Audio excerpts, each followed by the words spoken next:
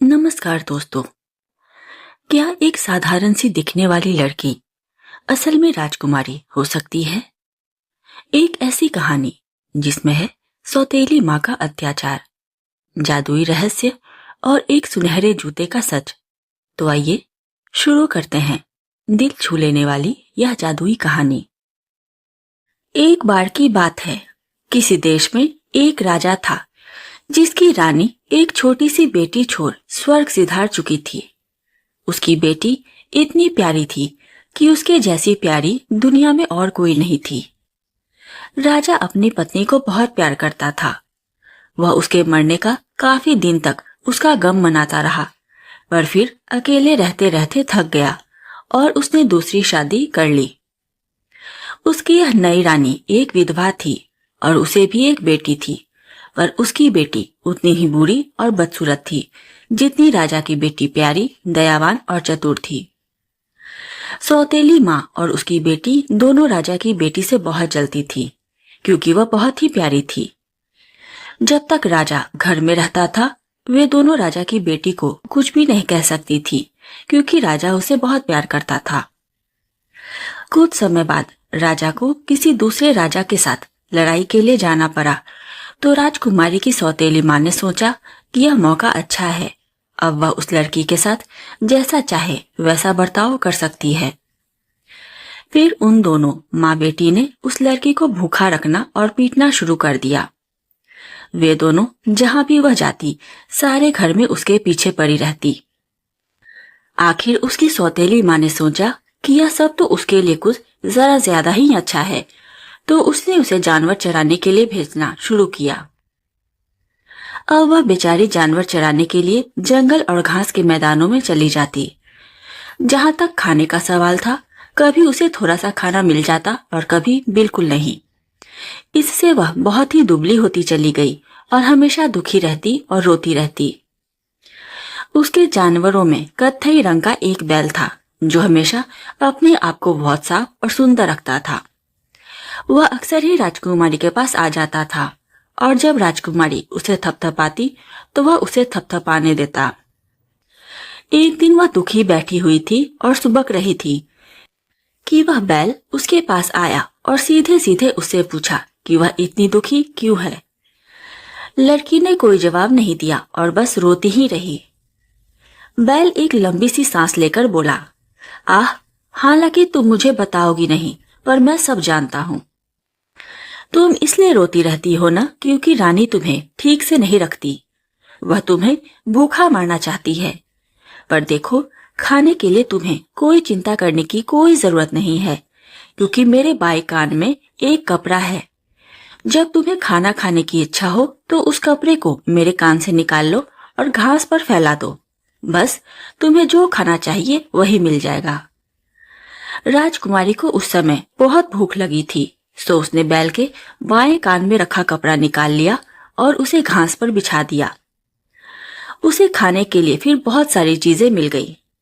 अब जब भी उसे भूख लगती तो वह बैल के कान से कपड़ा निकालती, उसे घास पर बिछाती और जो खाने की इच्छा होती वह खाती। कुछ ही दिनों में वह अच्छी खासी दिखने लगी। जल्द ही वह थोड़ी मोटी और गोरी गुलाबी हो गई। यह देखकर उसकी सौतेली माँ और उसकी बेटी गुस्से से लाल पीले होने लगे। उस सौतेली माँ की समझ में नहीं आया कि उसकी वह सौतेली बेटी, जो इतनी बुरी हालत में थी, अब ऐसी तंदुरुस्त कैसे हो गई। उसने अपनी एक नौकरानी को बुलाया और उसे राजकुमारी के पीछे जंगल जाने के लिए कहा, और कहा कि वह जाकर देखे कि वहां सब ठीक चल रहा है या नहीं, क्योंकि उसका ख्याल था कि घर का कोई नौकर राजकुमारी को खाना देता होगा। वह नौकरानी राजकुमारी के पीछे पीछे जंगल तक चली गई। वहां जाकर उसने देखा कि किस तरह से राजकुमारी ने बैल के कान से एक कपड़ा निकाला, उसे घास पर बिछाया और फिर किस तरह से उस कपड़े ने उस राजकुमारी को खाना दिया। राजकुमारी ने उसे खाया और वह खाना खाकर बहुत खुश हुई। जो कुछ भी उस नौकरानी ने जंगल में देखा, वह सब उसने जाकर रानी को बताया। उधर राजा भी लड़ाई से वापस आ गया था। क्योंकि वह दूसरे राजा को जीतकर आया था, इसलिए सारे राज्य में खूब खुशियां मनाई जा रही थी। पर सबसे ज्यादा खुश थी राजा की अपनी बेटी। राजा के आते ही रानी ने बीमार पड़ने का बहाना किया और बिस्तर पर जाकर लेट गई। उसने वैद्य को यह कहने के लिए बहुत पैसे दिए कि रानी तब तक ठीक नहीं हो सकती जब तक उसे कत्थई रंग के बैल का मांस खाने को न मिल जाए। राजा और महल के नौकर आदि सबने वैद्य से पूछा कि रानी की बीमारी की क्या कोई और दवा नहीं है, पर वैद्य ने कहा नहीं। सबने उस कत्थई रंग के बैल की जिंदगी के लिए प्रार्थना की, क्योंकि वह बैल सभी को बहुत प्यारा था। लोगों ने कोई दूसरा कत्थई बैल ढूंढने की कोशिश भी की, पर सबने यह भी कहा कि उस बैल के जैसा और कोई बैल नहीं था। उसी बैल को मारा जाना चाहिए और बैल के मांस के बिना रानी ठीक नहीं हो सकती। जब राजकुमारी ने यह सुना तो वह बहुत दुखी हुई और जानवरों के बारे में बैल के पास गई। वहां भी वह बैल अपना सिर लटकाए हुए नीची नजर किए इस तरह दुखी खड़ा था कि राजकुमारी उसके ऊपर अपना सिर रखकर रोने लगी। बैल ने पूछा, तुम क्यों रो रही हो राजकुमारी? तब राजकुमारी ने उसे बताया कि राजा लड़ाई पर से वापस आ गया है और रानी बहाना बनाकर बीमार पड़ गई है। उसने वैद्य को यह कहने पर मजबूर कर दिया है कि रानी तब तक ठीक नहीं हो सकती जब तक उसे कत्थई रंग के बैल का मांस खाने को नहीं मिलता, और अब उसे मारा जाएगा। बैल बोला, अगर वे लोग पहले मुझे मारेंगे तो जल्द ही वे तुम्हें भी मार देंगे, तो अगर तुम मेरी बात मानो तो हम दोनों यहाँ से आज रात को ही भाग चलते हैं। राजकुमारी को यह अच्छा नहीं लगा कि वह अपने पिता को यहाँ अकेली छोड़कर चली जाए, पर रानी के साथ उसी घर में रहना तो उससे भी ज्यादा खराब था।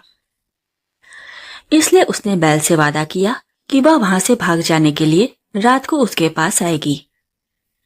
रात को जब सब सोने चले गए तो राजकुमारी जानवरों के बारे में आई। बैल ने उसे अपनी पीठ पर बिठाया और वहां से उसे लेकर बहुत तेजी से भाग चला। अगले दिन सुबह सवेरे जब लोग उस बैल को मारने के लिए उठे तो उन्होंने देखा कि बैल तो जा चुका है। जब राजा उठा और उसने अपनी बेटी को बुलाया तो वह भी उसे कहीं नहीं मिली, वह भी जा चुकी थी। राजा ने चारों तरफ अपने आदमी उन दोनों को ढूंढने के लिए भेजे। राजा ने आदमियों को हर जगह भेजा, पर दोनों का कहीं पता नहीं था। किसी ने भी उन्हें नहीं देखा था। इस बीच वह बैल राजकुमारी को अपनी पीठ पर बिठाए बहुत सी जगह पार कर ऐसे जंगल में जा पहुंचा जहां हर चीजें तांबे की थी, पेड़, शाखाएं, पत्ते, फूल, हर चीज। पर इससे पहले कि वे उस जंगल में घुसते, बैल ने राजकुमारी से कहा, जब हम इस जंगल में जाएंगे तो ध्यान रखना कि तुम इस जंगल की एक पत्ती भी नहीं तोड़ना, नहीं तो यह सब मेरे और तुम्हारे ऊपर भी आ जाएगा, क्योंकि यहाँ एक राक्षस रहता है जिसके 3 सिर हैं और वही इस जंगल का मालिक भी है।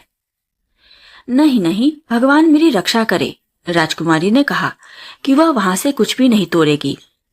वे दोनों उस जंगल में घुसे।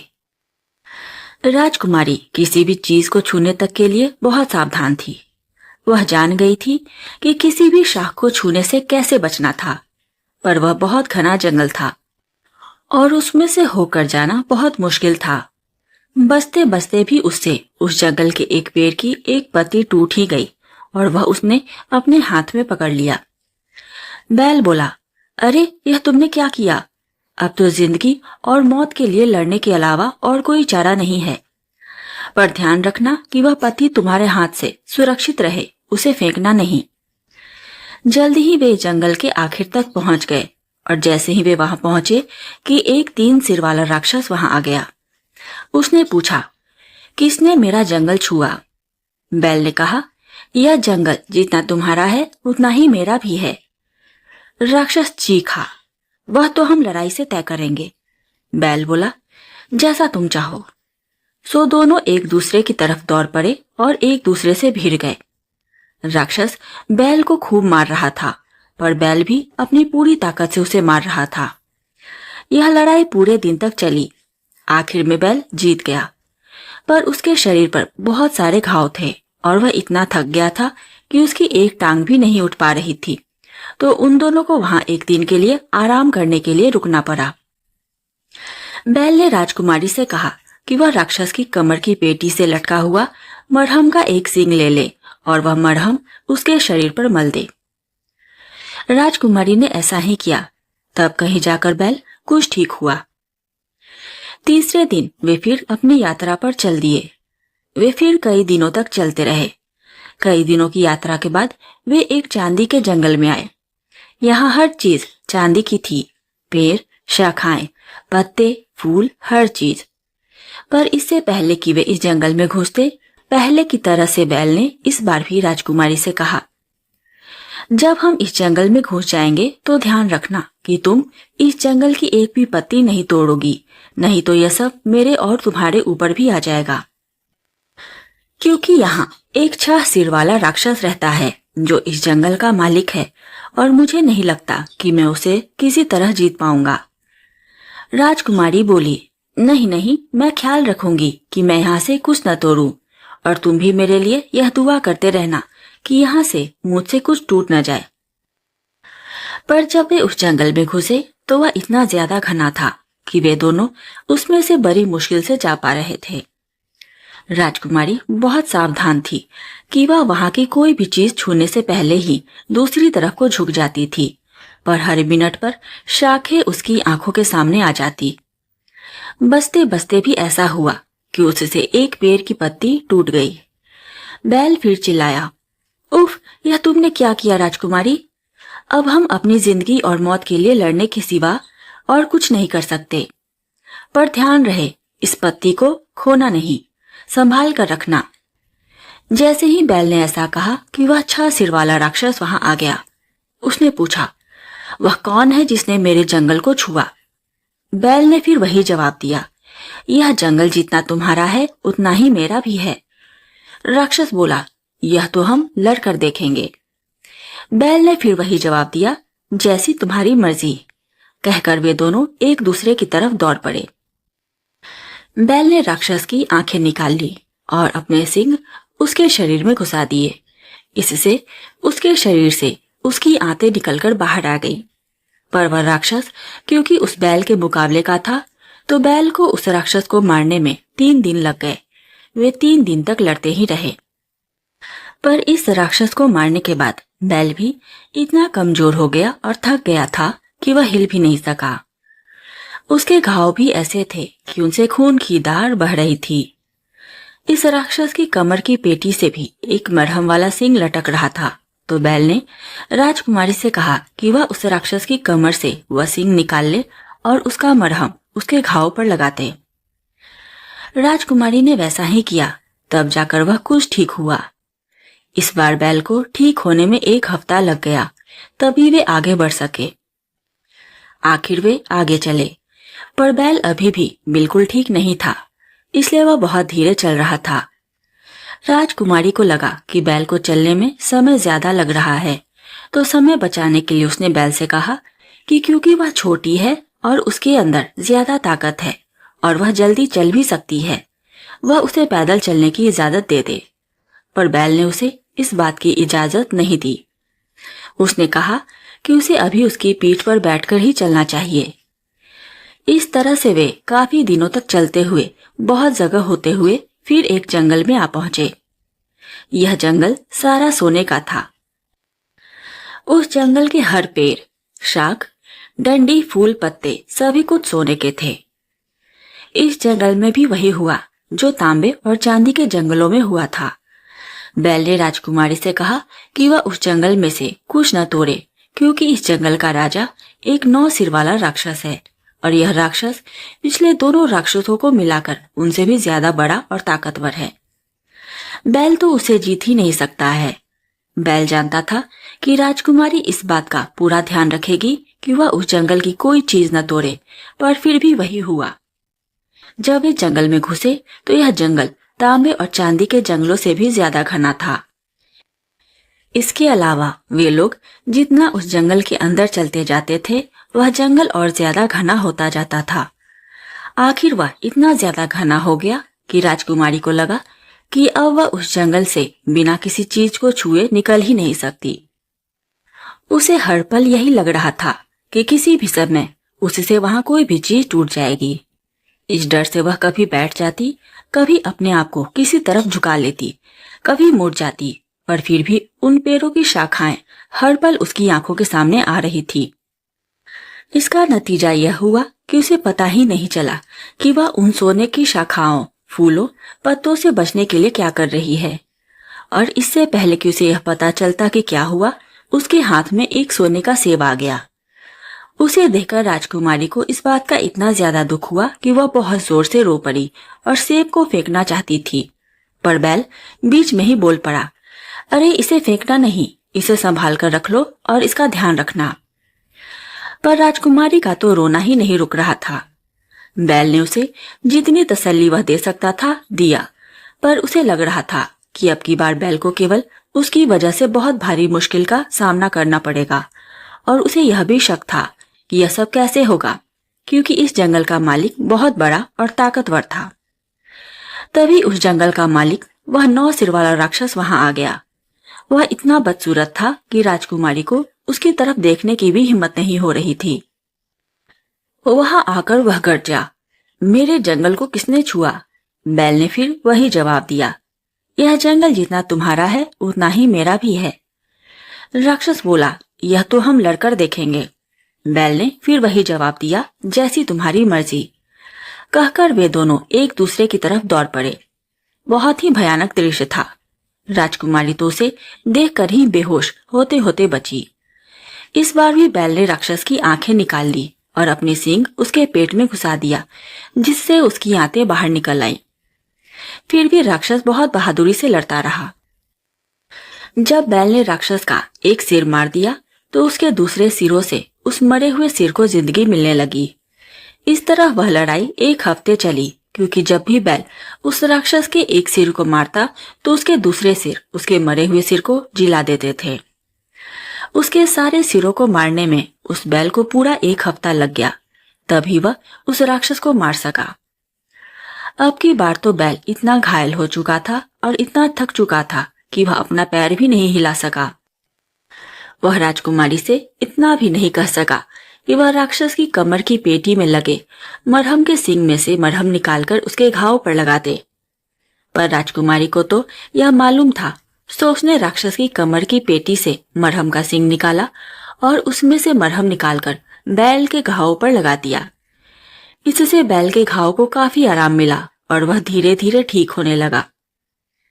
इस बार बैल को आगे जाने के लिए 3 हफ्ते तक आराम करना पड़ा। इतने आराम के बाद भी बैल घोंघे की चाल से ही चल पा रहा था। बैल ने राजकुमारी को बताया कि इस बार उन्हें काफी दूर जाना है। उन्होंने कई ऊंची ऊंची पहाड़ियां पार की, कई घने जंगल पार किए और फिर एक मैदान में आ निकले। बैल ने राजकुमारी से पूछा, क्या तुम्हें यहाँ कुछ दिखाई दे रहा है? राजकुमारी ने जवाब दिया, नहीं, मुझे तो यहाँ कुछ दिखाई नहीं दे रहा, सिवाय आसमान के और जंगली मैदान के। वे कुछ और आगे बढ़े तो वह मैदान कुछ और एकसार हो गया और वे कुछ और आगे का देख पाने के लायक हो गए। बैल ने फिर पूछा, क्या तुम्हें अब कुछ दिखाई दे रहा है? राजकुमारी बोली, हाँ, अब मुझे दूर एक छोटा सा किला दिखाई दे रहा है। बैल बोला, वह छोटा किला इतना भी छोटा नहीं है राजकुमारी। काफी देर तक चलने के बाद वे एक पत्थरों के ढेर के पास आए, जहां लोहे का एक खंभा सड़क के आर पार पड़ा हुआ था। बैल ने फिर पूछा, क्या तुम्हें कुछ दिखाई दे रहा है? राजकुमारी बोली, हाँ, अब मुझे किला साफ साफ दिखाई दे रहा है और अब वह बहुत बड़ा भी है। बैल बोला, तुम्हें वहां जाना है और वहीं रहना है। किले के ठीक नीचे एक जगह है जहां सुअर रहते हैं, तुम वहां चली जाना। वहां पहुंचने पर तुम्हें लकड़ी का एक चोगा मिलेगा जो लकड़ी के पतले तख्तों से बना हुआ होगा। तुम उसे पहन लेना। उस चोगे को पहनकर तुम उस किले में जाना और उनसे अपने रहने के लिए जगह मांगना। पर इससे पहले कि तुम वहां जाओ, तुम अपना छोटा वाला चाकू लो और मेरा गला काट दो। फिर मेरी खाल निकालकर लपेटकर पास की चट्टान के नीचे छिपा दो। उस खाल के नीचे वह तांबे और चांदी की दोनों पत्तियां और सोने का सेब रख देना और फिर उस चट्टान के सहारे एक डंडी खड़ी कर देना। उसके बाद जब भी तुम कोई चीज चाहो तो उस चट्टान की दीवार पर वह डंडी मार देना, तुम्हें वह चीज मिल जाएगी। पहले तो राजकुमारी ऐसा कुछ भी करने को तैयार नहीं हुई, पर जब बैल ने उससे कहा कि उसने जो कुछ भी राजकुमारी के लिए किया उसका धन्यवाद देने का यही एक तरीका है, तो राजकुमारी के पास ऐसा करने के अलावा और कोई चारा न रहा। उसने अपना चाकू निकाला और उससे बैल का गला काट डाला।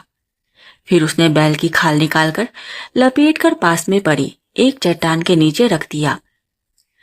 खाल के नीचे उसने वे तांबे और चांदी की दोनों पत्तियां और सोने का सेब भी रख दिया, और उसके बाद उसने उस चट्टान के सहारे एक डंडी खड़ी कर दी।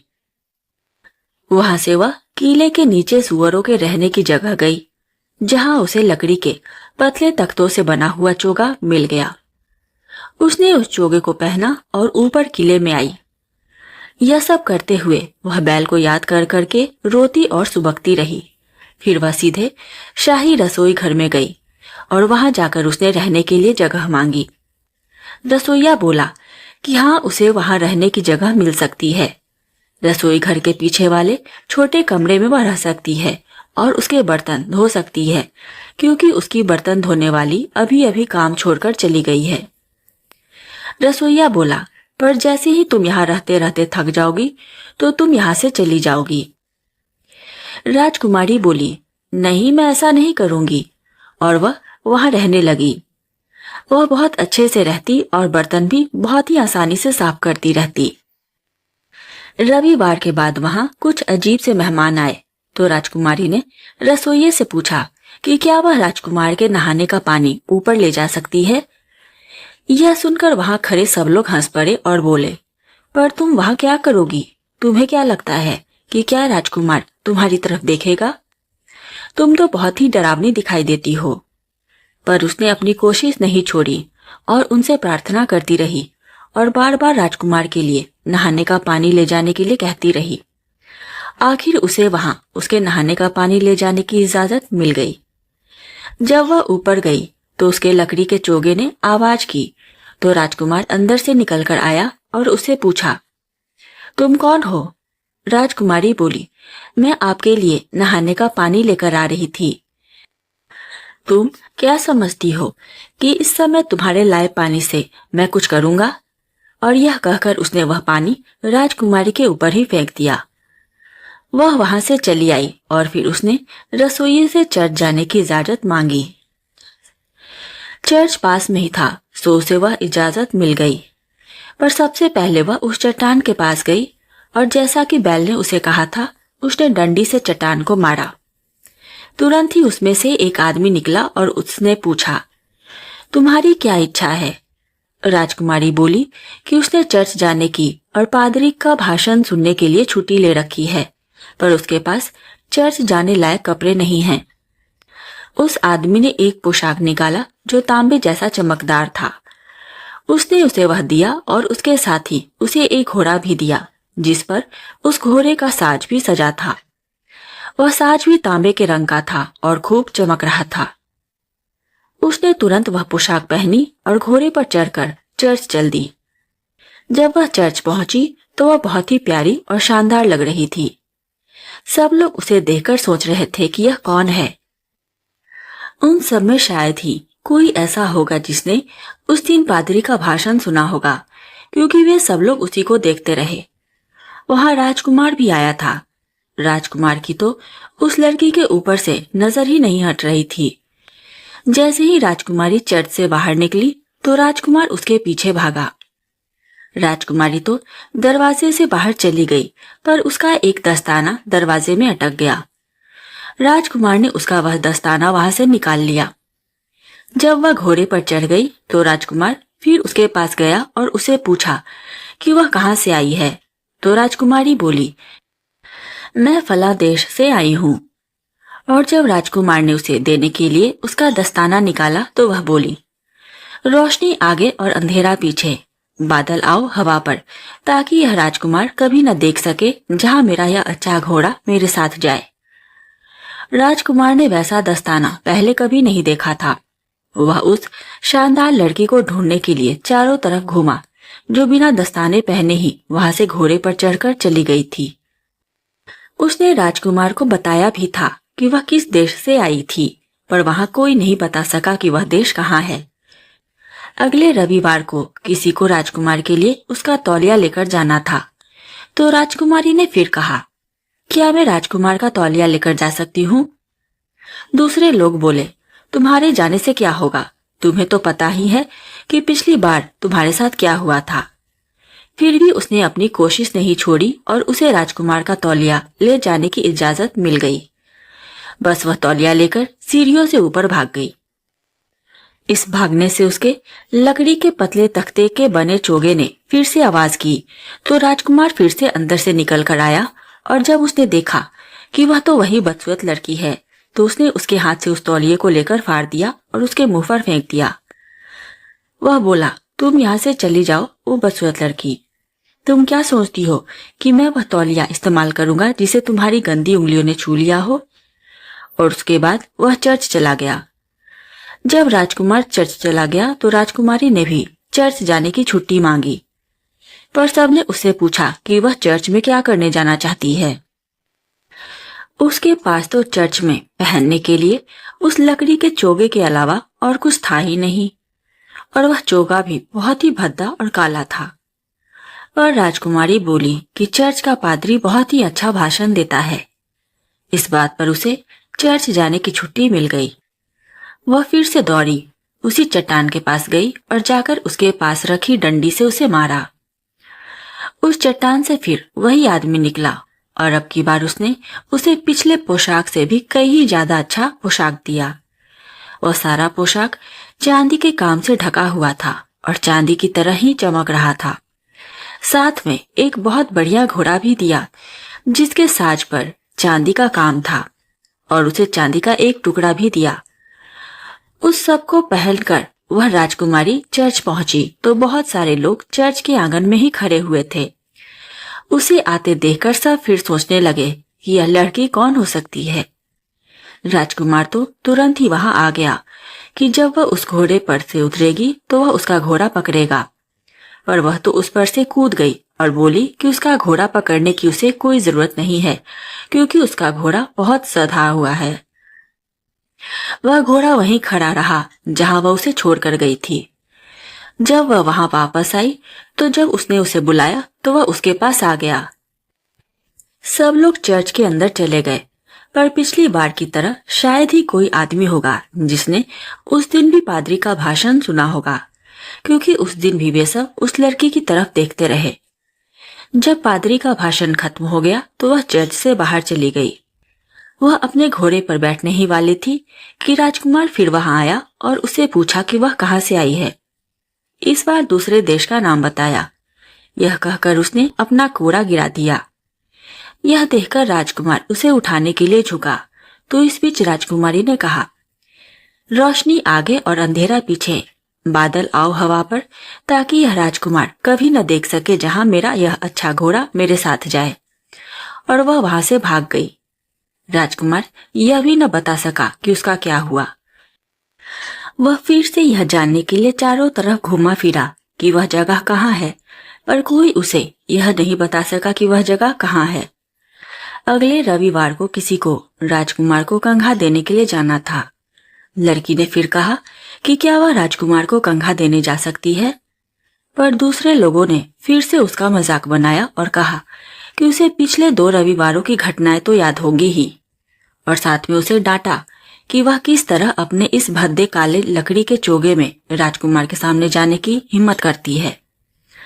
पर वह फिर उन लोगों के पीछे पड़ी रही जब तक कि उन लोगों ने उसे हाँ नहीं कर दी। वह फिर से कंघा लेकर ऊपर दौड़ गई। उसके लकड़ी के चोगे की आवाज सुनकर राजकुमार फिर बाहर निकल कर आया, और लड़की को फिर से वहां देखकर उसने उससे कंघा छीनकर उसके मुंह पर मारा और बिना कुछ कहे सुने वहां से चर्च चला गया। जब राजकुमार चर्च चला गया तो लड़की ने भी चर्च जाने की इजाजत मांगी। उन लोगों ने उससे फिर पूछा कि वहां उसका काम ही क्या है। उसमें से बदबू आती है, वह काली है, उसके पास वहां पहनने के लिए ठीक कपड़े भी नहीं हैं। हो सकता है कि राजकुमार या कोई और उसे वहां देख ले तो उसकी वहां बदनामी होगी।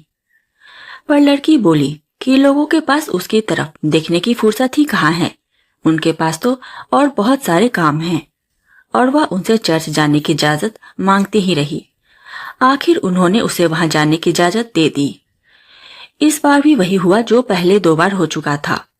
वह फिर से दौड़ी, उसी चट्टान के पास गई और जाकर उसके पास रखी डंडी से उसे मारा। उस चट्टान से फिर वही आदमी निकला और इस बार उसने उसे पिछले दोनों पोशाक से भी ज्यादा अच्छा पोशाक दिया।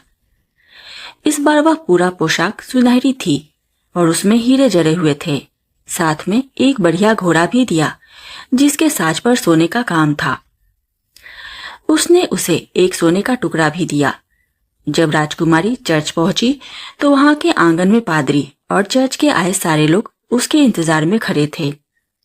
राजकुमार वहां भागता हुआ आया और उसने उसका घोड़ा पकड़ना चाहा, पर राजकुमारी पहले की तरह ही उस पर से कूदकर उतर गई और बोली, मेरे घोड़े को पकड़ने की जरूरत नहीं है, वह बहुत सधा हुआ है।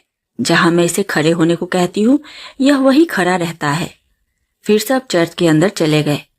पादरी भी अपनी जगह चला गया। उस दिन भी किसी ने उसके भाषण का एक शब्द भी नहीं सुना, क्योंकि पहले की तरह से सभी लोग केवल उसी लड़की को देखते रहे और सोचते रहे कि वह कहाँ से आती है और कहाँ चली जाती है। और राजकुमार की तो कोई इंद्रियां काम ही नहीं कर रही थी, वह तो बस उसे घूरे जा रहा था। जब पादरी का भाषण खत्म हुआ तो राजकुमारी चर्च से बाहर निकली। अब की बार राजकुमार ने चर्च के बाहर कुछ चिपकने वाली चीज डाल दी ताकि वह उसे वहां से जाने से रोक सके। पर राजकुमारी ने उसकी कोई चिंता नहीं की और उसने अपना पैर उस चिपकने वाली चीज के ठीक बीच में रख दिया और उसके उस पार कूद गई। पर इस बीच कूदने में उसका एक सुनहरा जूता उस जगह पर चिपक गया। जैसे ही वह अपने घोड़े पर चढ़ी, राजकुमार चर्च से बाहर आकर उसके पास आया और उससे पूछा कि वह कहाँ से आई है। इस बार उसने तीसरी जगह का नाम बताया। इस पर राजकुमार उसे उसका सुनहरा जूता देना चाहता था कि राजकुमारी बोली, रोशनी आगे और अंधेरा पीछे, बादल आओ हवा पर, ताकि यह राजकुमार कभी न देख सके जहां मेरा यह अच्छा घोड़ा मेरे साथ जाए। और वह तो राजकुमार की आंखों के सामने सामने गायब हो गई और राजकुमार उसे ढूंढता रहा। फिर उसने दूसरी तरकीब इस्तेमाल की।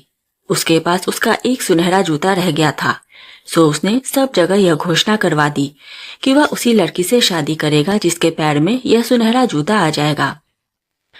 बहुत सारी लड़कियां बहुत सारी जगहों से उस जूते को पहनने के लिए वहां आईं, पर किसी के पैर में वह जूता नहीं आया। काफी दिनों बाद जरा सोचिए वहां कौन आया? राजकुमारी की सौतेली बहन और सौतेली माँ। आश्चर्य, उस लड़की के पैर में वह जूता आ गया, पर वह तो बहुत ही बदसूरत थी। राजकुमार ने अपनी इच्छा के खिलाफ अपनी जवान रखी। उसने शादी की दावत रखी और वह राजकुमारी की सौतेली बहन दुल्हन की तरह सजकर चर्च चली। तो चर्च के पास वाले एक पेड़ पर बैठी एक चिड़िया ने गाया। उसकी एड़ी का एक टुकड़ा और उसकी उंगलियों का एक टुकड़ा, राजकुमारी का छोटा जूता खून से है भरा। मैं बस इतना जानती हूँ। यह सुनकर उस लड़की का जूता देखा गया तो पता चला कि वह चिड़िया तो सच ही बोल रही थी। जूता निकालते ही उसमें से खून की धार निकल पड़ी। फिर महल में जितनी भी नौकरानियां और लड़कियां थीं, सभी वहां जूता पहनकर देखने के लिए आईं, पर वह जूता किसी के पैर में भी नहीं आया। जब उस जूते को सबने पहनकर देख लिया तो राजकुमार ने पूछा, वह लड़की कहाँ है? क्योंकि राजकुमार ने चिड़िया के गाने को ठीक से समझ लिया था कि वह क्या गा रही थी। वहां खड़े लोगों ने कहा, अरे वह, उसका यहाँ आना ठीक नहीं। क्यों? राजकुमार ने पूछा। उसकी टांगे तो घोड़े की टांगे जैसी हैं। राजकुमार बोला, आप लोग सच कहते हैं, मुझे मालूम है, पर जब सबने यहाँ इस जूते को पहनकर देखा है तो उसे भी इसे पहनकर देखना चाहिए। उसने दरवाजे के बाहर झांककर आवाज लगाई और लड़की धम धम करती हुई ऊपर आई। उसका लकड़ी का चोगा ऐसे शोर मचा रहा था जैसे किसी फौज के घुड़सवार चले आ रहे हों। वहां खड़ी दूसरी नौकरानियों ने हंसकर उसका मजाक बनाते हुए कहा, जाओ जाओ, तुम भी वह जूता पहनकर देखो और तुम भी राजकुमारी बन जाओ। लड़की वहां गई और उसने वह जूता ऐसे पहन लिया जैसे कोई खास बात ही न हो और अपना लकड़ी का चोगा उतार कर फेंक दिया। लकड़ी का चोगा उतरते ही वह वहां अपने सुनहरे पोशाक में खड़ी थी। उसमें से सुनहरी रोशनी ऐसे निकल रही थी जैसे सूरज की किरणें फूट रही हो। और लो, उसके दूसरे पैर में भी वह सुनहरा जूता आ गया। अब राजकुमार उसे पहचान गया कि यह तो वही चर्च वाली लड़की थी। वह इतना खुश हुआ कि वह उसकी तरफ दौड़ गया और उसे गले लगा लिया। तब राजकुमारी ने उसे बताया कि वह भी एक राजा की बेटी है। दोनों की शादी हो गई और फिर एक बहुत बड़ी शादी के दावत का इंतजाम हुआ। इस कहानी से हमें यह सीख मिलती है कि सच्चाई, धैर्य और अच्छाई कभी व्यर्थ नहीं जाती। चाहे जीवन में कितनी भी मुश्किलें आए, अगर हम हिम्मत नहीं हारते और सही रास्ते पर चलते रहते हैं तो अंत में जीत हमारी ही होती है। राजकुमारी ने कठिन परिस्थितियों में भी अपना धैर्य नहीं खोया, किसी के साथ बुरा नहीं किया और हर दुख को सहते हुए आगे बढ़ती रही। यही कारण था कि आखिरकार उसकी सच्चाई और अच्छाई सामने आई और उसे उसका सही सम्मान और खुशियां मिली। इसलिए हमें भी जीवन में हमेशा अच्छा सोचने, सही करने और कभी हार न मानने की सीख लेनी चाहिए। अगर आपको ये कहानी पसंद आई हो तो वीडियो को लाइक, शेयर और चैनल को सब्सक्राइब जरूर करें। ऐसी ही प्रेरणादायक और दिल छू लेने वाली कहानियों के लिए जुड़े रहिए हमारे साथ। फिर मिलेंगे एक नई कहानी और नई सीख के साथ। तब तक के लिए धन्यवाद।